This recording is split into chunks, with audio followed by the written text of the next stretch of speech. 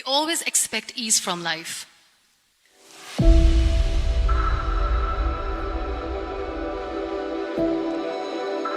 We have this amazing fantasy about life.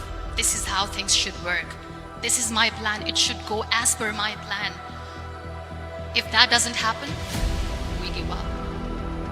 This life is a test and a trial, and tests are trials are never supposed to be easy. So when you are expecting ease from life and life gives you lemons, then you make the lemonade, and then do not blame life for that, because you were expecting ease from a trial.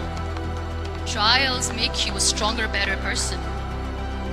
Life is a trial, and with time you realize that. It is okay to be scared. It is okay to cry.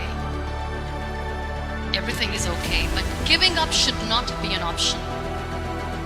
They always say that failure is not an option. Failure should be an option, because when you fail, you get up, and then you fail, and then you get up, and that keeps you going. That's how humans are strong. Failure is an option, should be an option, but giving up is not. Never.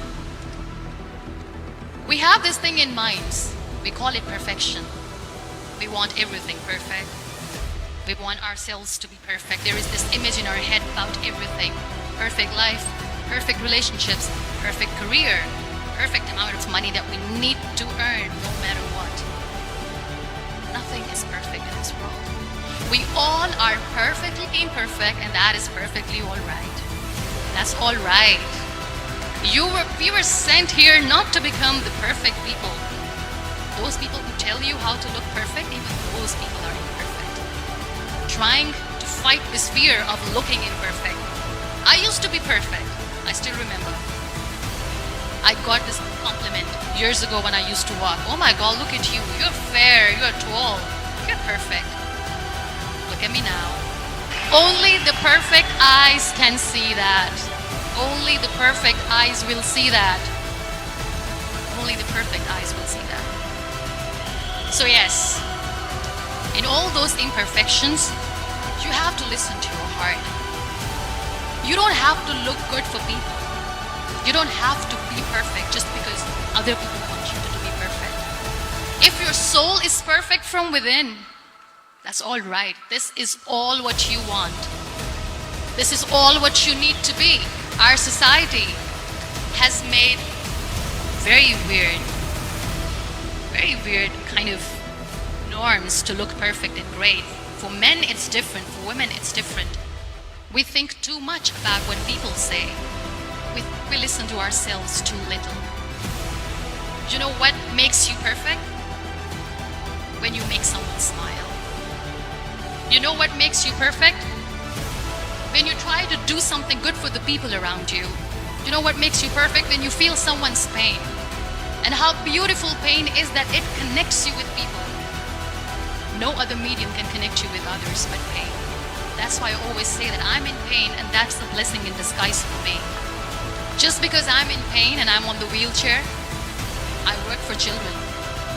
Being the head of CSR for a company, we conduct medical camps in far-flung areas of Pakistan where so many kids die because they don't have medical facilities. And I personally believe just because they cannot afford to live doesn't mean we let them die. So we give them money, we give them medical treatment, we try to heal their wounds, physical and emotional. And I also work for the beautiful people. So how beautiful these imperfections are, that because of these imperfections you can connect with people. Then why are we all running after being perfect? Every time I go in public, I always smile. It's always a big toothy smile on my face, and people ask me, don't you get tired of smiling all the time? What's the secret? I always say one thing, that I have stopped worrying about the things that I have lost, the people that I have lost. Things and people who were meant to be with me are with me. And sometimes somebody's absence makes you a better person. Cherish their absence. It's always a blessing in disguise. It's the ability to see ourselves clearly, to understand who we are, how others see us, and how we fit into the world. Self-awareness gives us power. We might not always like what we see, but there's a comfort in knowing ourselves. And there's actually a ton of research showing that people who are self-aware are more fulfilled. They have stronger relationships. They're more creative. They're more confident and better communicators. They're less likely to lie, cheat, and steal.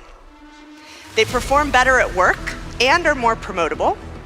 And they're more effective leaders with more profitable companies.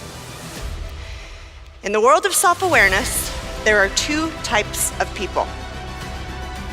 Those who think they're self-aware and those who actually are. It's true. My team has found that 95% of people think they're self-aware,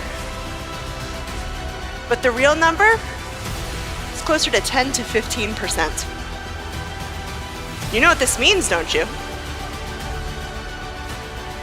It means that on a good day, 80% of us are lying to ourselves about whether we're lying to ourselves. Pretty scary, right? So you can imagine the challenge we had in figuring out who was truly self-aware. What do you think would have happened if I had said, hey, how self-aware are you? Exactly. So to be part of our research, our unicorns had to clear 4 hurdles. They had to believe they were self-aware, as measured by an assessment my team developed and validated. Using that same assessment, someone who knew them well had to agree. They had to believe that they'd increase their self-awareness in their life, and the person rating them had to agree. We found 50 people out of hundreds and hundreds and hundreds who met our criteria. They were professionals, entrepreneurs, artists, students, stay-at-home parents. And we didn't find any patterns by industry, age, gender, or any other demographic characteristic. These unicorns helped my team discover a most surprising truth. That approach you're using to examine your thoughts, your feelings, and your motives, introspection, well, you're probably doing it. There's no easy way to say this. You're probably doing it totally wrong.